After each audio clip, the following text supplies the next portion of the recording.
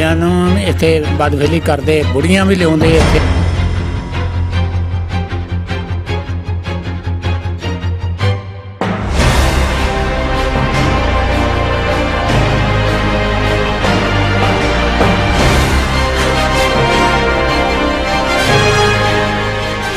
Police firing करती यार ते है पता उन्होंने भी। नाज़रीन, हम अपने प्रोग्राम अलमिया के ज़रिए बहुत सारे ऐसे मामलात, बहुत सारे ऐसे वाक़यात लेकर आते हैं और इनका बुनियादी मकसद यकीन माने आगाही हुआ करता है। नाज़रीन, आज हम बात करेंगे समुद्री शहर की एक ऐसी कॉलोनी जो सेम नहर गोजरा रोड के करीब वाक़ है। नाज़रीन, ये कॉलोनी बंद होने की वजह से इस वक्त जंगल का रूप अख्तियार कर चुकी है, बल्कि अगर इसको क्राइम पेशा लोगों का ठिकाना भी कहा जाए तो गलत ना होगा। नाज़रीन, यहाँ पर मासूम बच्चों और बच्चियों को लाकर अपनी हवस का निशाना बनाया जाता है। इस कॉलोनी के नज़दीक रहने वाले भी इस चीज़ से बखूबी वाकिफ़ हैं।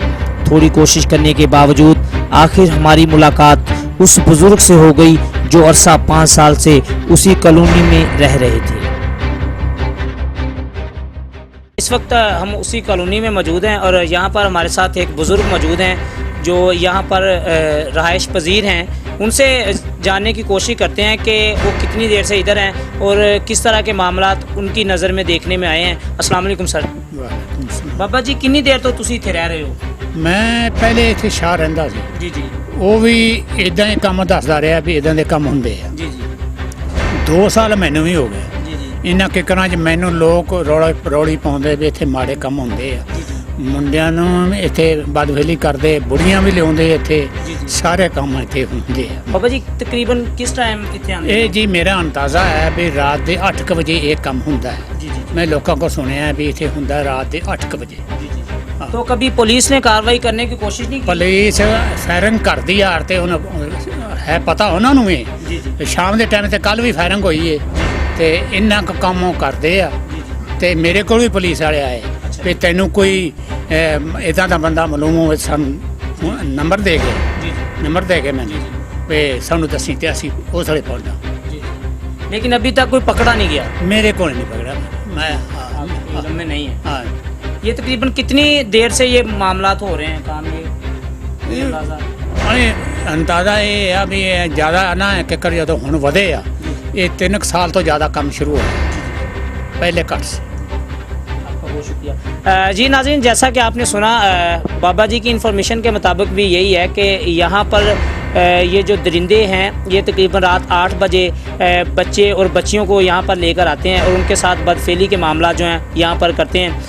मैं इंतज़ामिया से ये रिक्वेस्ट करूँगा खुदारा इस पर कंट्रोल करें ताकि ये जो हमारे फूल जैसे बच्चे इन दरिंदा सिफ्त इंसानों के हाथों नोचे जा रहे हैं उनको महफूज रखा जा सके। नाज़रीन, हम जब भी अपनी औलाद के बारे में सोचते हैं तो हम सोचते हैं कि हमने इनको खुराक प्रोवाइड करनी है, हमने इनको अच्छा माहौल प्रोवाइड करना है, हमने इनकी छत का इंतज़ाम करना है, अलमुख्तसर ये कि हमने इनको तहफ़्फ़ुज़ देना है। लेकिन जब तहफ़्फ़ुज़ की बात आती है तो इस मामले में वालिदैन जो हैं वो थोड़ा सुस्त दिखाई देते हैं। तो मैं वालिदैन से भी ये गुजारिश करूँगा कि खुदारा अपने बच्चों के तहफ़्फ़ुज़ को यकीनी बनाएं ताकि ये जो फूल जैसे बच्चे इन दरिंदा सिफ्त इंसानों के हाथों नोचे जा रहे हैं इनको महफूज रखा जा सके।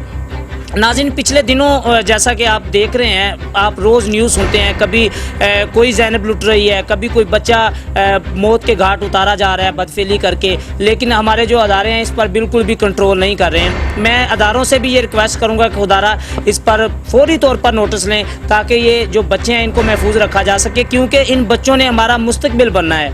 वो फूल भी इन दरिंदा सिफ्त इंसानों के हाथों नोचे जा चुके हैं जो अभी तक ठीक तरह से खिले भी नहीं थे। ये हमने आपको दिखाया, हमारे कैमरे ने आपको चेक करवाया कि इस कॉलोनी में किस तरह की चीज़ें पड़ी हुई हैं और ये मामलात, बदफेली के मामलात और कई ज़ैनबें यहाँ पर लाकर उनकी इज़्ज़तों को पामाल किया जाता है, पैरों के नीचे रौंदा जाता है। तो खुदारा इस पर कंट्रोल करें ताकि किसी भी किस्म के हादसा से महफूज रहा जा सके, हमारे बच्चे इन दरिंदा सिफ्त इंसानों के हाथों महफूज रहें। जैसा कि आपको पता है कि कोरोना के बाद अभी स्कूल भी खुल चुके हैं और ये जो टीमें हैं, ये जो दरिंदे हैं, क्योंकि इंसान कहलाने के तो ये काबिल नहीं है और ना ही इनको इंसान कहा जा सकता है, ये दरिंदे हैं, सही मानों में इनको दरिंदा ही कहना चाहिए। और ये जो दरिंदे हैं ये सरगर्म हो चुके हैं हमारे बच्चों को नोचने की कोशिश में। یہ مختلف رشتوں کی آڑ میں، کبھی کسی رشتے کی آڑ میں، کبھی کسی رشتے کی آڑ میں ہمارے بچوں کو نوچنے کی کوشش میں ہوا کرتے ہیں۔ میں پھر والدین سے یہ ریکویسٹ کرتا ہوں کہ خدا را اپنے بچوں کے تحفظ کو یقینی بنائیں۔ جب وہ گھر سے باہر نکلتے ہیں تو ان پر فوکس کریں کہ وہ کہاں پر جا رہے ہیں۔ اگر وہ لیٹ گھر آتے ہیں تو ان کی خبر لیں، پوچھیں کہ وہ کہاں پر ہیں، کسی مشکل میں تو نہیں ہے۔ یہ آپ کا فرض بھی بنتا ہے کیونکہ وہ آپ کی اولاد میں سے ہیں۔